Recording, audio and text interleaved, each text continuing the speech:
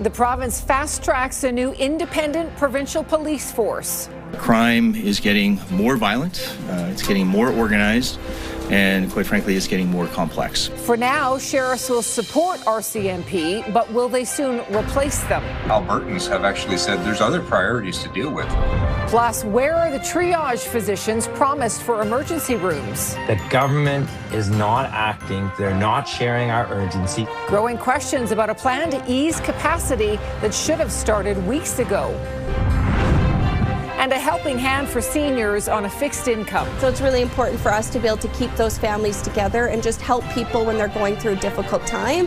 Wellness checks and vaccinations for dozens of precious companions. CTV Calgary, local breaking news with Tara Nelson. Hello and thank you for joining us. Alberta is moving ahead with a plan to transition hundreds of sheriffs into police officers. New legislation is the latest step in creating a provincial police service. But it's still a plan with few details, and we won't know the cost until Thursday's tough budget. Jordan Canagan reports.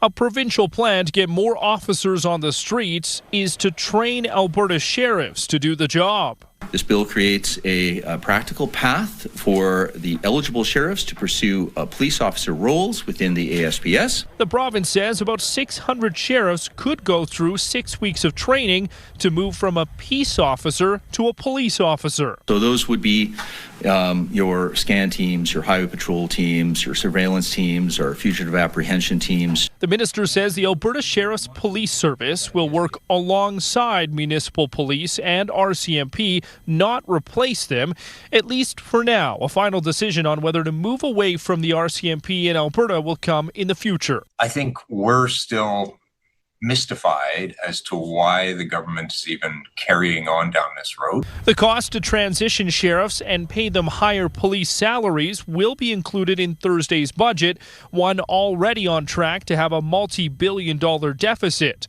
A study 5 years ago estimated a transition to a full provincial police force would be over $350 million, with yearly operating costs more than double that. Albertans have actually said there's other priorities to deal with, like focus on healthcare, focus on public safety, focus on resourcing, crime, drugs, those types of things, versus going down the road and spending a whole bunch of money that we don't have. A timeline is also unknown, as is how many sheriffs actually want to make the jump. And there are others that are just not interested in becoming police officers. They went into the line of work that they've been doing because that's the line of work they wanted to do. Jordan is at McDougall Centre tonight with more. So, Jordan, how will the transition actually work? Sarah, there's still a lot that needs to be figured out. Now, the legislation was just introduced this afternoon. When it eventually passes, it's not clear how quickly that transition will happen or whether the training work will begin right away. Now, all 1,200 Alberta Sheriff employees will make the transition to the ASPS, but it will also become a Crown corporation. Now, the other half that does not train to become police officers will continue support work. They'll also continue doing those peace officer roles such as court security and prisoner transfers. Tara? Okay, Jordan, thank you. Calgary police have arrested 2 men after a violent jewelry store robbery, and they need your help finding a third suspect. Last month, 3 masked men smashed glass cabinets with hammers and stole jewelry from Schmoon Jewelers in Dalhousie. They got away in a stolen pickup truck. The cost of the jewelry and damage to the store is estimated at $200,000. 44-year-old Jonathan Orgill and 30-year-old Austin Florell are in custody, facing several charges. 44-year-old Joed Leonard Smith remains at large. He's 6 feet tall, 200 pounds, and is heavily tattooed. You can call police or Crime Stoppers if you have tips. As the spring sitting at the legislature begins, some Albertans are watching how the government addresses health care concerns. There are growing questions about a plan that was supposed to immediately address emergency room pressures. Alicia Fieldberg reports. Well, Premier Danielle Smith pledges historic funding for physicians in Thursday's budget. She also admits the province never followed through with its promise to add triage doctors to overcrowded emergency rooms. If it turns out to be the case that doctors are not interested in filling those triage positions, we can look at nurse practitioners, we can look at physician's assistants. The government's Band-Aid solution came after a man died before Christmas after waiting 8 hours in an Edmonton hospital, and after Alberta healthcare workers called for a state of emergency, citing other recent deaths and near misses. Minister Jones is working very closely with the AMA and all of the officials to make that happen. And it really is, there is negotiating going on, and that sometimes takes some time.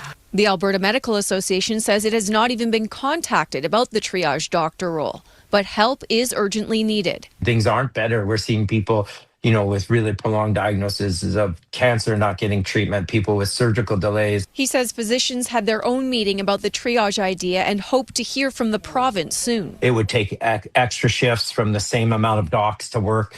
We discussed how we're willing to do it if the resources and terms were correct, but government has not met with us or done anything. Zero. Nothing. It's not just doctors feeling the strain, and it can lead nurses to change positions more often. There are a number of things that could start to alleviate the retention issues that we're having fairly soon. In the longer term, more people are applying for nursing and healthcare programs at Bow Valley College. 2 to 2.5 up to 3 applications for every seat that we can. So we can see how high the demand is there. And learning opportunities for doctors in rural areas and different funding models for clinics are promising.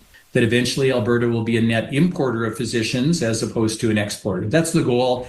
But critics say immediate action is needed. The government does have a plan, and that plan is inaction. And that is putting the lives of Albertans at risk. Alicia joins us from Foothills Hospital tonight. So, Alicia, what else does the AMA say about this? Tara, AMA's president says that there have been no meetings to date and nothing currently scheduled about triage doctors. He adds that a key challenge is that its members are split between 2 different health ministries. AMA believes that it would benefit everybody to remove this barrier. Tara? Alicia, thank you. The first flight from Puerto Vallarta is about to land in Calgary after widespread violence led airlines to temporarily suspend service on Monday and Sunday. Jacqueline Wilson is covering this story for us. So, Jackie, what's the latest from YYC tonight?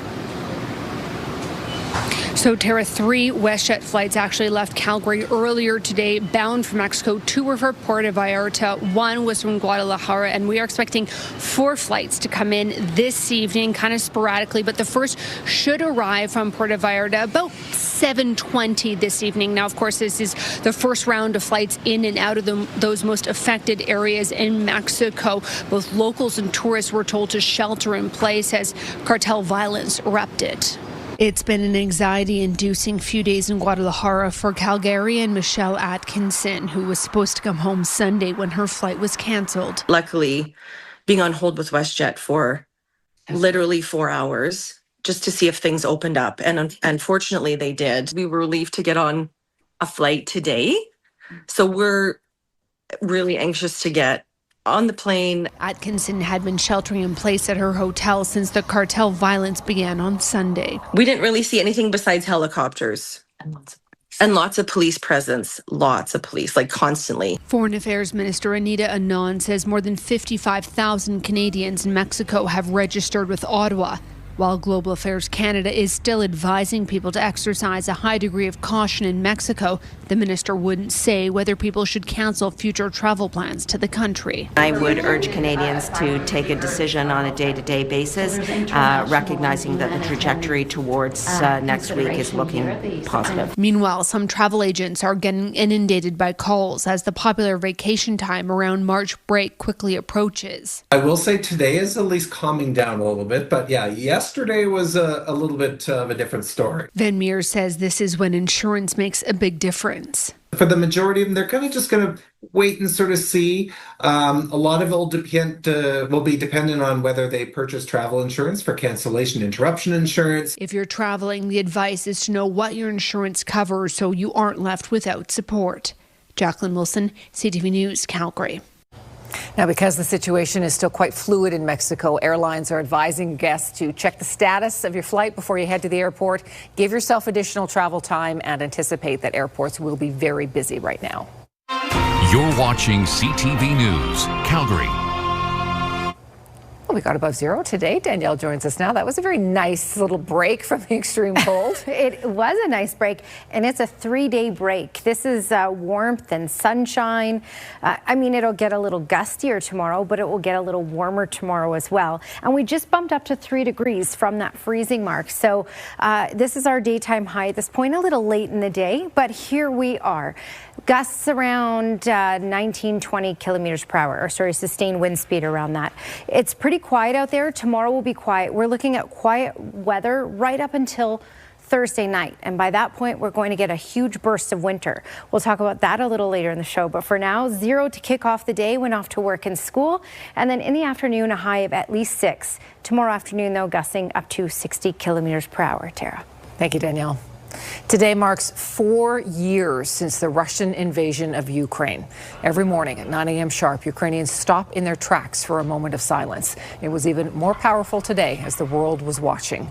Ukraine is still rallying the international community. Discussions over the future of Russian-occupied Ukrainian land has brought the U.S.-brokered peace deal to a halt.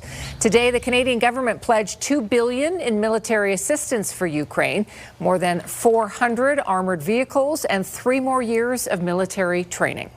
It's a pivotal moment in our country's history, but also in the history of Ukraine and Europe as we support the rules-based international order and the concept of territorial integrity and sovereignty. February 2022, an estimated 1.8 million soldiers on both sides have been killed, wounded, or have disappeared. Some 5.9 million Ukrainian civilians have left the country. Now, 4 years after Russia's full-scale invasion of Ukraine, an eye surgeon from that country is training in our city thanks to a University of Calgary fellowship. As Kevin Green reports, she is learning new skills here so that she can return home and help rebuild lives there. It's been 4 years since Paula Ivaniuta graduated as an ophthalmologist in Ukraine and 4 years since Russia launched its invasion. Honestly, it's just one more day of war for me because it's not over. The 26-year-old from Kyiv is in Calgary studying with surgeon Dr. Karim Punja. Though reconstructive surgery here is mostly for cancer, the skills are the same. The anatomic principles, the precision, the planning, the nuance, it's identical. In Ukraine, Ivaniuta works with civilians and soldiers, mostly landmine victims, needing complex operations to restore both function and appearance. At the beginning, it was really difficult. I used to cry because it's not just soldiers, it's also children. And of course, it's so hard, like you said, emotionally. Ivaniuta says as the war progressed, the number of cases quickly tested her skills. We have so many complex cases, we have so many different cases every day.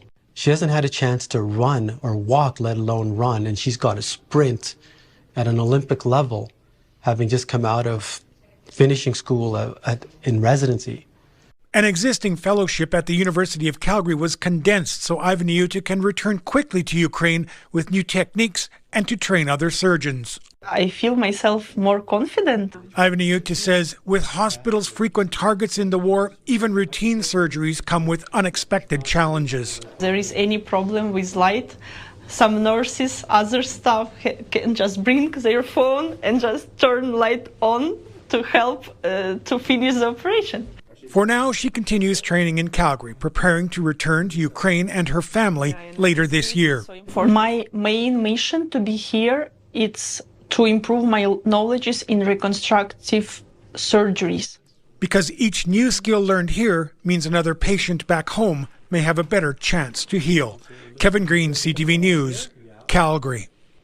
So Ivaniuta's mentor, who you saw there, Dr. Punja, also expects to travel to Kyiv this year to work alongside her in hospitals in Ukraine.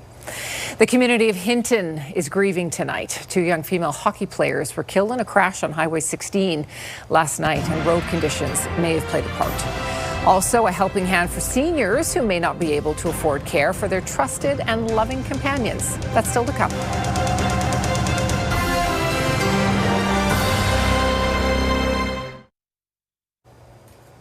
Fire broke out on a balcony on the 23rd floor of a condo in the Beltline overnight. The flames spread into the unit, but the sprinkler system helped get it under control quickly. No one was hurt, but 2 families are out of their homes. One unit has fire and smoke damage, but numerous suites sustained water damage from the sprinkler system. Calgary police have charged 2 men after what they call an attempted violent kidnapping and assault downtown. Investigators say a patrol sergeant stepped in when 3 men were assaulting a man a week ago in Mission. The men got away in a Toyota, but 2 of them were later arrested. The victim, a man in his 20s, has been released from hospital. Police say it was a targeted attack connected to organized crime. The older brother of the Tumbler Ridge shooter has been arrested in Alberta. 22-year-old Jacob Van Rootselaar was wanted on a Canada-wide warrant in connection to an incident allegedly involving an edged weapon in 2024 in Fort McMurray. A warrant was issued earlier this month when police found he was not at his approved residence. He was arrested on Friday in Sylvan Lake. Police would not say whether the warrant was issued before or after the mass shooting in Tumbler Ridge. The Calgary man who traveled to Syria to join ISIS more than a decade ago is appealing his conviction. Jamal Borhat was found guilty in December of participating with a terrorist group. Earlier this month, he was sentenced to 16 years in prison with parole eligibility after 8. During his trial, court heard the 35-year-old and his cousin Hussein Borhat illegally entered Syria in 2013 and were trained by ISIS fighters. His defense claims the judge made several errors during the trial and that there were unreasonable delays in the proceedings. Borhat is now seeking a new jury trial. 2 tight-knit Alberta communities are grieving tonight. 2 teenage girls from Hinton were killed in a crash near Jasper where they played hockey. Amanda Anderson reports. Emergency crews were called to a crash involving a pickup truck and semi on Highway 16. Police say it happened shortly after 7 p.m. just east of the Jasper transfer station. The driver of the pickup truck, a 17-year-old, and the passenger of the pickup truck, an 18-year-old, were both declared deceased on scene by EMS. Police say the driver of the semi did not suffer serious injuries and believe road conditions were a factor. The teens were both girls from Hinton and students at Harry College High School. Classes were canceled today, and the school division's trauma response team brought in to provide grief counseling and support to students and staff. Our entire district community is mourning today, and there are no words that can fully capture the grief of such a loss, the school division superintendent said in a statement. While their names aren't being released, the mayor of Jasper says his community is also grieving as the girls were players on the Jasper U18 Bearcats hockey team. They were reportedly on their way home to Hinton at the time of the crash. A loss of this magnitude is beyond comprehension. While we cannot fully understand the depth of pain their loved ones are experiencing, we grieve alongside them and hold space in our hearts and in our thoughts for everyone affected, the mayor said in a statement. Any loss of life is tragic, and of course in smaller communities where more people know each other, more people are involved together, it has that impact because everyone has probably crossed paths with this person, met these people, in this case, these 2 girls. So they've met them, crossed paths with them, or went to school with them. So of course, that proximity always adds to the impact as well. Classes at the girls' school will also be canceled on Wednesday to give students and staff time and space. The school division says it will keep supports available as long as needed. Amanda Anderson, CTV News, Edmonton. An investigation shows that incomplete training contributed to a train derailment near Brooks 2 years ago. 17 cars ran off the track in February 2024. The day before it happened, the Canadian Pacific Railway train had to stop because of smoke coming from one of the engines. That engine was removed along with a speed sensor. The Transportation Safety Board says the train operators failed to monitor the situation. The axle ended up seizing, causing the derailment. The TSB says the operators were not properly trained for the situation, and the company had eliminated a specialist position that could have caught it. This is CTV News Calgary. Let's bring Danielle back in now as we look ahead to our 5-day forecast. We've got some nice days in there. For the next 2 days, you can expect a little bit of sun, a Chinook arch building in. maybe a little on the windy side, and temperatures will be warm, especially for this time of year. And then after that, we will be thrown back into winter, and you will have to shovel once again, because maybe even a couple of times. Okay, at this point, when we look at maximum wind gusts so far today, you can see the gusts were in Calgary, Pincher Creek, and in Lethbridge. When I show you the daytime highs, you can see that actually shown in the temperatures here. So 6 was the high in Lethbridge, 3 in Calgary and Pincher Creek. That's where we had the gusts today, predominantly out of the west. It was a little cooler in Brooks at -1. Medicine Hat got to +1. Now the winds are going to pick up tomorrow. It will get quite gusty. So most areas are looking at 50, 60 kilometer per hour gusts, and around the Pincher Creek area, 90 kilometer per hour gusts tomorrow. But that will likely get Medicine Hat into the plus double digits tomorrow, and will be quite a bit warmer in the city as well. Looking at temperatures at the moment, we're sitting at 2 in the city, -1 in Medicine Hat, 3 in Lethbridge, 2 in Milk River. Okay, radar and satellite, nothing going on in southern Alberta right now. There are a few stray flurries happening east of the QE2, and that's really possible for the next couple of hours, but that's nothing significant. The significant weather arrives Thursday night, so I'm going to give you the timeline here. Before we get into that, though, for tomorrow, we'll have that Chinook Arch built in, so we'll have that. So a little bit of sunshine, but also the Chinook Arch in place for Calgary for sure. And then we actually clear out when we get into Thursday. Thursday, mainly sunny skies ahead of this system. And then by Thursday night, around 7:30, 8 o'clock is when the snow should arrive in the city, and then it'll plunge to the south as well. This will be widespread, consistent snowfall that will lead to some very large totals. We're looking at over 10 centimeters in most communities. Now, what I do have to say is this model doesn't go out very far, but right through Thursday night and Friday morning, these are the amounts that we can expect. So about 8 centimeters in the city, 11 in Okotoks. These are not total amounts because we can tack on another 5 to 7 centimeters onto these amounts to get totals. So we are looking at a significant snowfall Thursday night through Friday. Keep that in mind. And temperatures will drop significantly by then as well. This is your Action Furnace 5-day forecast. 6 degrees for tomorrow in the afternoon, a little bit on the windy side with gusts around 60 kilometers per hour in the city. Sunny for Thursday, warm for Thursday with a high of 9. Then Thursday night, 3 to 5 centimeters possible, and another 5 to 10 centimeters possible on Friday with a high of -8. Tara. Thank you, Danielle. Many seniors living on fixed incomes have pets, and the cost to take care of a cat or dog and take them to the vet for checkups and shots can be too much for some. That's why the Alberta Animal Rescue Society hosted a free seniors pet wellness clinic today.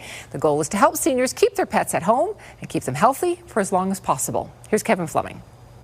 Georgia Rose is getting looked over by veterinary staff at the Alberta Animal Rescue Society. It's been a while since she had her last checkup. This kind of care is very expensive, and we're just so grateful because the dogs haven't had their shots in a few years because of the finances. Lana Parody is here with her mom Tara, who's having Bella looked at. They're here for ARC's free seniors pet wellness clinic. This is the 4th time it's been offered to people 65 years old and up who are living on a fixed income. The goal here is to provide preventative care, health care to animals for owners that might be struggling financially, or, you know, a lot of things are just very costly these days. So it's just a great way for owners to be able to provide adequate vet care for their pets that they love so much. Amy Corpy says pets are daily companions for many seniors and are an important source of comfort for them. It's really important for us to be able to keep those families together and just help people when they're going through a difficult time so that they're not forced to surrender the animal to a rescue organization. Veterinarian Kian Lund and the 3 other vets here will see 50 seniors' pets at the one-day clinic. Honestly, everyone we meet through these clinics are so entirely grateful, which is fascinating. You get a lot of thank yous, a lot of, hugs, smiles, which is really rewarding. Maggie is 9 years old and a rescue from California. She's become part of the family for owner John. He's been through a rough time lately and had to put Maggie's care on hold. But after a checkup, she's doing well. Pretty good health. Some dental work needed, but apart from that, pretty good. Agreed? Yes, agreed. Agreed. She's looking great. We'll just get those teeth cleaned up, and otherwise she looks amazing. She looks really good. Kevin Fleming, CTV News, Calgary. This was the 4th free clinic that ARCS has hosted in just over a year. The organization does rely on donations to offer this service to seniors at no cost. We've posted a link to it on our website. Calgary's busiest ER is getting an upgrade. We'll take you into the multi-million-dollar expansion that aims to alleviate pressure and improve conditions for patients. And a little later, a painted portrait on an Alberta frozen lake that you just have to see. Our trending videos are still to come. Calgary's busiest emergency department has a new look. After years of renovations, the Peter Lougheed Centre is finally finished its emergency room expansion. CTV News got an exclusive tour ahead of today's opening. Here's Mason DePetty. It's the final touches being put on a project 6 years in the making. Known as Phase 2 of the Peter Lougheed Centre's emergency room expansion, it will soon be hustling with staff and patients. It takes an extensive amount of work and a lot of different people to get to this place that we are today where we're ready to open. The project started planning in 2020 and cost $151 million. Phase 1 opened in 2023, and in the interim, the hospital's been relying on a temporary tent-style structure to manage overflow. Phase 2 of the project now brings 97 new patient beds across the site, including 28 dedicated emergency department beds. When we have the technology and the space available to us, it allows us to be that much more efficient and offer care to our patients in a way that we are proud of. The new ER space is divided into 4 color-coded zones. It includes additional sub-waiting areas for better triage, 2 isolation rooms for potentially contagious patients, and new high-tech medical gear. The biggest change for the emergency room is just the sheer size of it, allowing for better flow for patients, staff, and stretchers. That's the way that this is designed. Wide hallways, big open spaces so that people can move effectively and efficiency to be able to provide care. The opening of the new emergency room comes amid criticism of ER wait times across the province. The original Peter Lougheed emergency room was built to help around 40,000 patients annually. Last year alone, it did double that. A lofty number, this new ER hopes to accommodate better. It means better care space for patients. It means a better care space for the practitioners, the healthcare workers that are going to be in here, and then ultimately for the community. Hospital leaders say while the new reno isn't a dramatic jump in capacity, that improved flow should make a big difference. How that translates to wait times and patient experience will be closely watched in the coming months. Mason DePetty, CTV News, Calgary. In terms of staffing, Alberta Health Services says it has enough people to handle the expansion, noting it's been actively recruiting for more than a year in preparation. While wildfire season in Alberta doesn't start until March, there have already been more than 24 fires this year, including one in the Rocky Mountain House Forest area. That wildfire broke out at the start of the month, and it is still burning. It's one of the 2 active wildfires out of 26 that started this year. Despite heavy snow in some parts of the province, above average temperatures this month melted a lot of it and created dry conditions. Alberta Wildfire says how and when the snow melts is most important, but adds protecting Alberta's forests and infrastructure is everyone's responsibility. Wildfire season is now no longer just a March 1st to October 31st thing. I mean, we need to be vigilant and cautious all the time when we're on the landscape. Doesn't matter whether you're, burning slash piles in a harvest area, if you're a forest company, or whether you're out on your OHV or hunting and having a warming fire. Alberta's government is spending $400 million to purchase 5 new water bombers. They will be built in Alberta. The first water bomber is expected to arrive by spring of 2031. Getting up close and personal with the Reaper of Death. The University of Calgary unveils a new exhibit featuring a dino discovery in southern Alberta.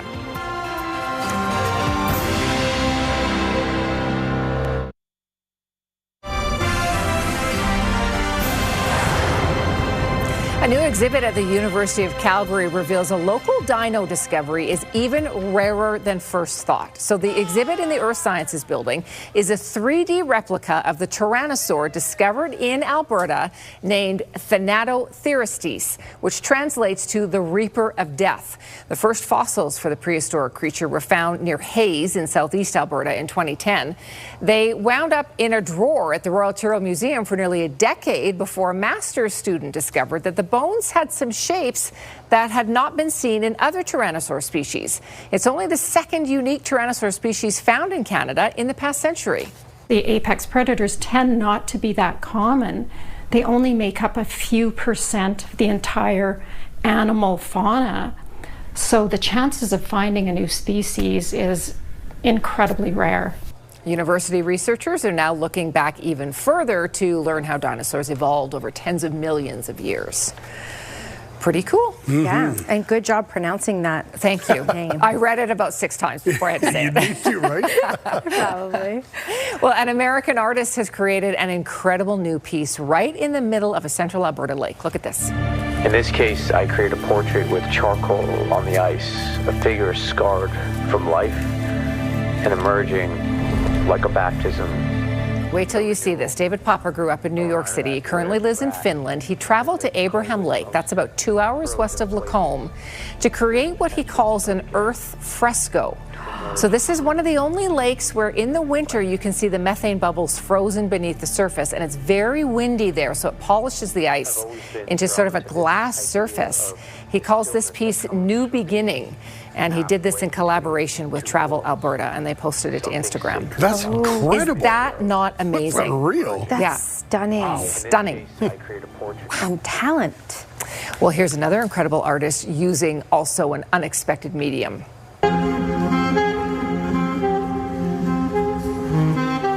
So this is Catherine Marchenko. She's an embroidery artist, but she's not exclusively doing little handheld embroidery pieces.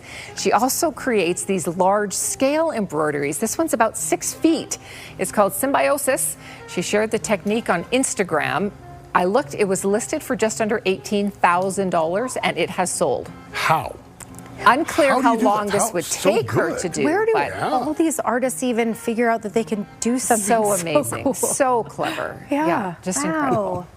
Well, kids will do anything to skip school. Here's some proof.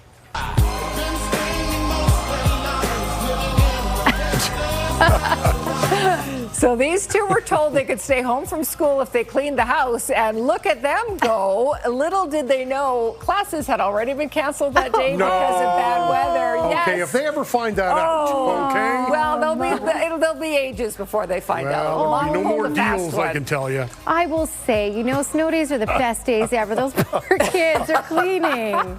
Mom's no dummy. Well, still to come, they're back on home soil after competing in front of the world. The welcome party at the Calgary airport for the Canadian Olympians returning from Milano. That's next.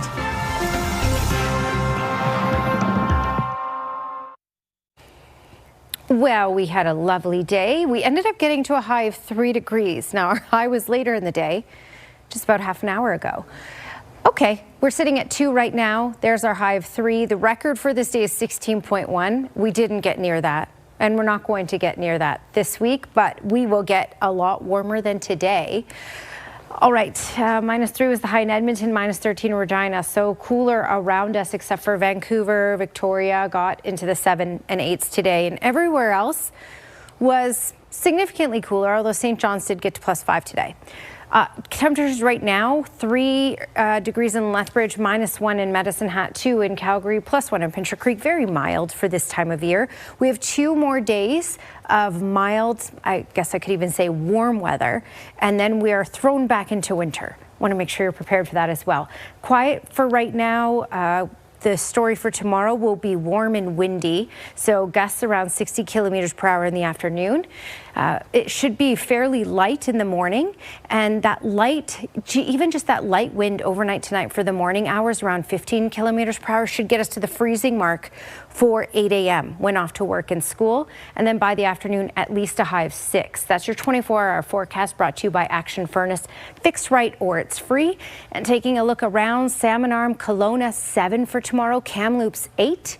Edmonton, much warmer tomorrow with 6 degrees, Red Deer 4. And you can see all the warmth in southern Alberta here. Banff just above freezing, Drumheller 6 for tomorrow. And for Calgary over to Drumheller, 50 to 60 kilometer per hour gusts. And that same thing goes for Medicine Hat. But Lethbridge over through the Pincher Creek area, gusts up to 90 kilometers per hour possible for tomorrow. Tara? Now, new legislation will speed up the transition for Alberta sheriffs to move to the new Alberta Sheriff's Police Service. It's the UCP government's latest step toward creating a new provincial police force. Healthcare workers say they're still waiting for triage physicians in emergency rooms promised by the provincial government. They were supposed to start work by now to help with overcrowding. And Canadian Airlines are flying in and out of Puerto Vallarta again after widespread violence led them to temporarily suspend service on Sunday. WestJet is cutting year-round nonstop service from Calgary to Lethbridge and Medicine Hat. The airline says lower demand over the last few years is the reason for the cuts. WestJet says the last flight on both routes will be June 24th. Anyone with reservations after that will be notified about options for a refund.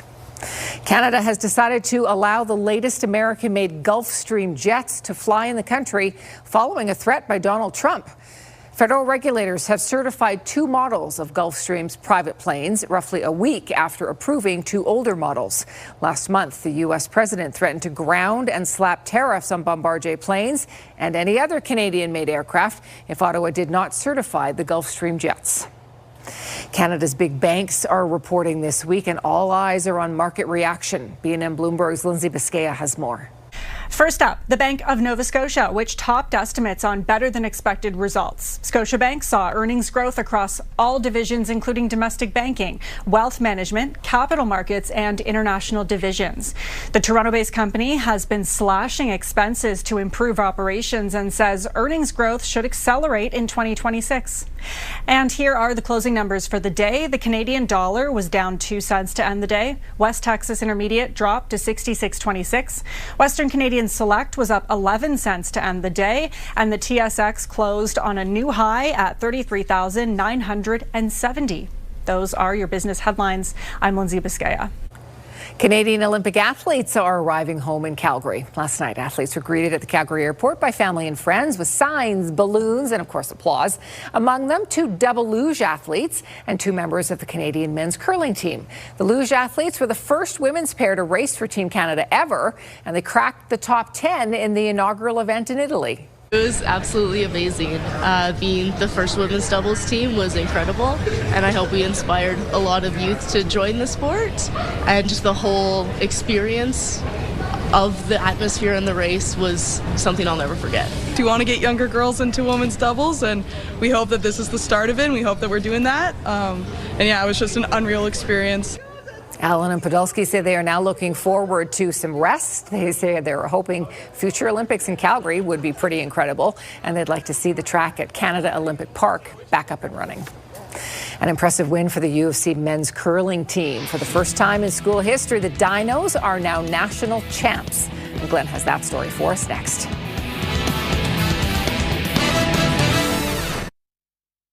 Throughout the school year, we teach mental health, universal mental health in the classrooms. And so today it's an opportunity to join our classrooms with sport and bring our mental health talks to the ice. I think it's a good thing to learn early on, because later in life, if you don't know, it's going to be a lot harder. So it's really nice to learn like in the younger grades. There was quite a crowd this morning at the 4th annual Minds Matter hockey game for mental health. Puck dropped on the tournament this morning with the Okotoks Oilers facing off against the Black Falls Bulldogs. The game works with Minds Matter and the football school division, or the Foothills School Division, to raise awareness and encourage conversation around mental health. 1,500 students were in attendance with a sold-out crowd at the Viking Rental Centre. The Calgary Hitman took to the ice this afternoon for a very important game. Glenn, it wasn't all about what happened on the ice. Tara, it was the Be Brave and Bullying game for the Hitman. And once again, the Dome packed as the Hitman took on the Moose Jaw Warriors. And this was a tale of 2 games. The Hitman opened up the scoring about 5 minutes in. Keaton jumped over the blue line, and he'll rip it past Chase Woodsky, his 9th of the season, and it's 1-0. The Hitman added the lead a little later in the first. Watch this beautiful give and go between Cale Dock and Landon Amrine. That's number 31 for Dock on the Hitman, up 2-0. And they weren't done there in the first period. Later, Blake Vanek with the perfect pass to Julian Mays. And this one is amazing. 32nd, Hitman up 3-0 after 1. But after that, the game was far from over. Tied at 3 in the third. Warriors get their first lead of the game. Nolan Paquette steals the puck along the boards, goes in and goes bar down on Aiden Hess. That makes it a 4-3 game, but Back come the Hitman. Ty Menier chips it to Sean Hildebrandt in front to Amrine. He'll rip it past Woodsky, ties the game at 4 apiece. Quite a game there. Then 3.5 minutes left of the game. Hitman on the power play. Menier to Vanek. He gets his own rebound in front and scores the game winner. What a game it was. Hitman just sneaked past the Warriors. 5-4 your final. Hitman back in action this weekend. With a home-and-home series against the Medicine Hat Tigers. First game Friday night at the Dome. Two teams then face each other on Saturday night in Medicine Hat. Well, it was quite a weekend for the U of C Dinos men's curling team. They were in Regina for the national championship. The Dinos took on Carleton in the U Sports men's curling final. And what a game it was. The Dinos beat the Ravens 7-6. And for the first time in school history, they were crowned national curling champs. I've won junior nationals with my third before, and it's right up there with, it's so exhilarating anytime you can win a final, and especially win something that your school hasn't won before. Yes. It makes it that much better for sure. The final couldn't have been any closer. Under all kinds of pressure, the Dinos won it in extra ends on the last rock of the game, and Whip admits there were nerves. They're always there. You know, anybody who tells you otherwise is lying. But it's definitely a privilege to have those nerves. The team made it for me. I just had to put it in the right zone. Third Kai McCauley wasn't surprised as Skip made the shot under all kinds of pressure. You know, I was more nervous when the other team was throwing their last one. As soon as they gave Kenan a shot for the win, I knew it was made. That was the exact same shot he made to win our first junior national title together. So as soon as he slid down, I put the broom down. It was like a pressure off my shoulders, and I knew it was made. It also took some great sweeping. And when the rock finally rested in the ring, there was a sense of relief. It felt good, obviously, but it didn't really hit me how big it was, like, kind of till I returned to campus today, honestly. Just that I was representing the whole university. For some, this was the biggest accomplishment in their curling career. It feels pretty incredible. The furthest I've ever gotten in my life is an Alberta champ, so it's pretty cool to wear the maple leaf. It's something I've worked for my whole life, and it's something I kind of never thought I'd actually ever achieve. I get this. The Dinos curling program was shut down for years and just came back 4 years ago, making this championship even more remarkable. That's a very sweet victory then. Thank you, Glenn. Yeah. All right, final peek at the weather. We got a couple of nice days ahead. Yep, and to sum it all up, we have 2 days of spring, then 2 days of winter. Okay. So you need everything in your mudroom right now. Every single thing. Every article of clothing you could imagine. Because we have such a range of weather this week. 6 degrees is our high, at least for tomorrow, a little on the windy side, gusts up to 60 kilometers per hour in the city. Then up to 9 on Thursday, so sunglasses, likely some t-shirts and shorts out there, I wouldn't be surprised. And then by Thursday night, the system arrives, bringing 3 to 5 centimeters of snow Thursday night and another 5 to 10 centimeters possible on Friday. By Friday, have -8, so you'll need the parka by then. Okay, weather window brought to you by Lux Windows and Doors, crafting quality windows and doors for your style, budget, and Alberta's climate. And one of my bestest friends of all time, Radonna, from one of our CTV employees, sent in this stunning shot from our newsroom.